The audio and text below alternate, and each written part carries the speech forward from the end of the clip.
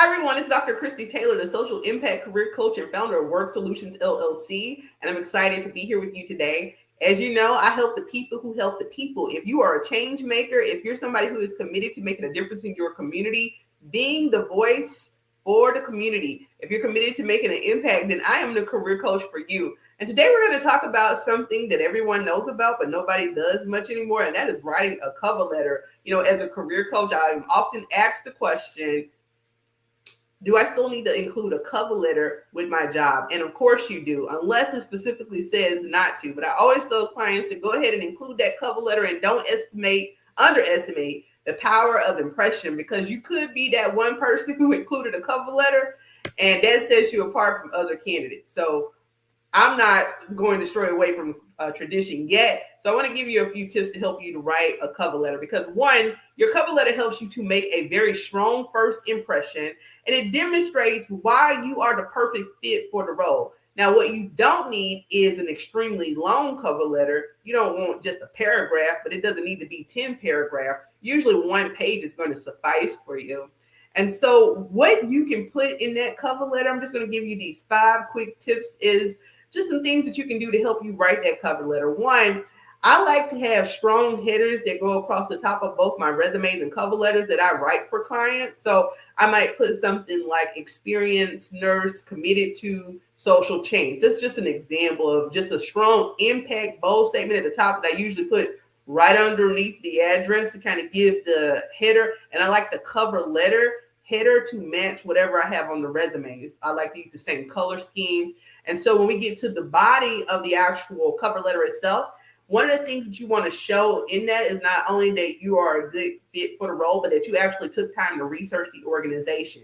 Now, you can have like a generic cover letter that you use, but there should be some lines in that cover letter that you tailor specifically for the role in the job. I like to give clients a template to work with.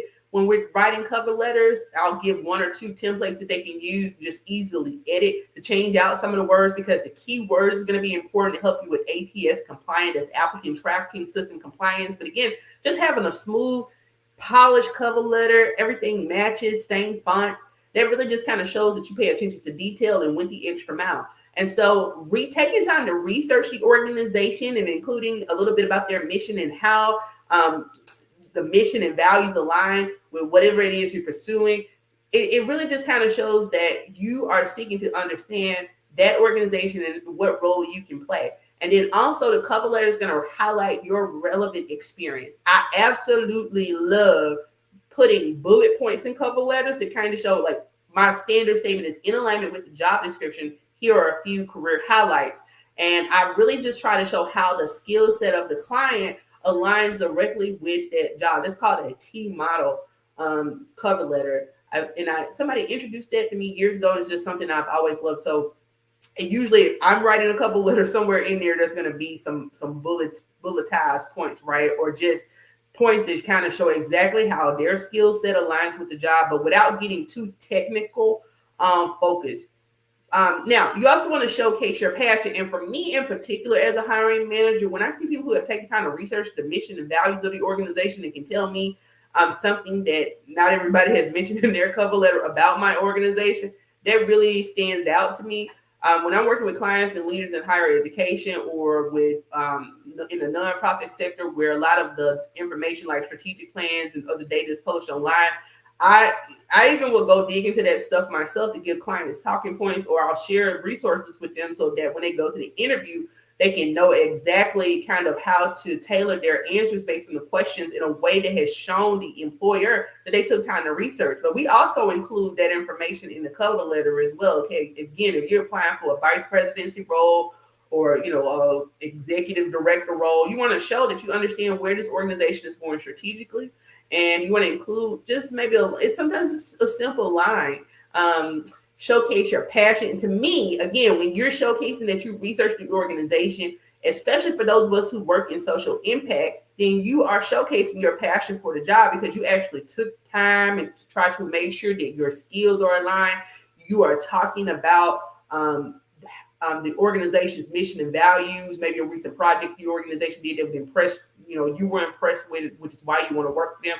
That is like really showcasing your passion for what it is that you do, because again, you're aligning it with your background.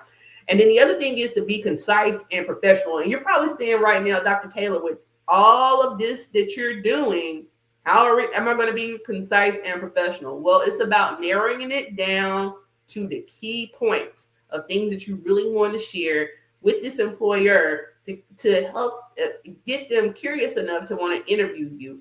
And then I've already kind of spoken on the importance of you customizing the letter. I mean, sure, you can use tools like ChatGPT to help you, but think about it. Everybody's using ChatGPT, right? So you need to customize the letter and make it really sound like your professional voice, and that is authentic, and it's something that you are doing in alignment with the resume. So with that being said, I hope that you found these tips helpful. I just gave you 5 strategies to kind of help you stand out in the crowd when it comes to your cover letter. We are going to be doing this Brace for Success Kickstart Your Career workshop on August the 27th. And if you missed our August 27th, this is going to be our premier workshop that we're offering to clients free of charge, because we want to help you discover the importance of career branding, master key strategies to enhance your interview performance, and we want to help you to secure your dream job here at Work Solutions. I am all about building resilient careers and organizations for people who work in the social impact sector. So click the link below to find out when our next workshop is going to be if you missed this one, and we will see you there, or feel free to reach out to us. Have a great day. Again, leave comments below if you have questions about is a cover letter. Do you think a cover letter is still necessary? Do you think that it's something that employers still want to see? I want to hear your thoughts, because if you're a hiring manager, and everybody's going to be different, right? So I want to hear your thoughts. Leave a comment below if you think that your thoughts on whether a cover letter is still relevant or necessary.